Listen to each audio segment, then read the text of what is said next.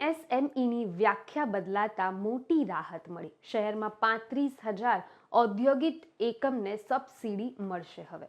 નમસ્કાર દર્શક મિત્રો, ગુજરાતના સૌથી મોટા ઓટીટી પ્લેટફોર્મ બીબી ન્યૂઝ ગુજરાતમાં હું જાનવી બારોટ આપ સૌનું હાર્દિક સ્વાગત કરું છું.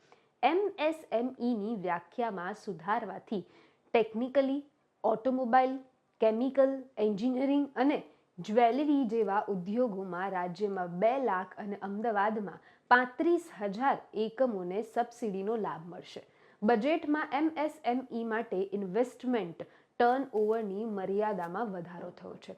હવે 125 કરોડ સુધીના ઇન્વેસ્ટમેન્ટ અને 500 કરોડનું ટર્નઓવર ધરાવતા એકમોને એમએસએમઈમાં ગણવામાં આવશે. આ સુધારાથી મોટા ઉદ્યોગોમાં આવતા એકમોને સબસિડીનો લાભ મળશે. રાજ્ય સરકાર અને કેન્દ્ર સરકારની માઇક્રો, સ્મોલ અને મીડિયમ એકમ માટેની વિવિધ યોજનામાં લાભ પણ મળશે.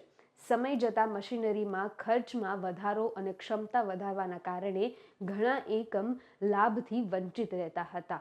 ફેક્ટરી એકમ હેઠળ રજિસ્ટ્રેશન માટેની મુક્તિ રાખવામાં આવી છે.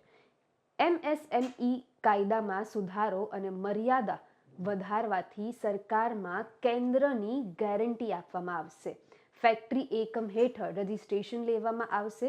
પોલ્યુશનના ઘણા નિયમોમાં છૂટછાટ મળી છે અને મલ્ટીનેશનલ કંપનીમાં 60 થી 70% ખરીદી કરવામાં નિયમોમાં પણ ફેરફાર જોવા મળ્યો છે.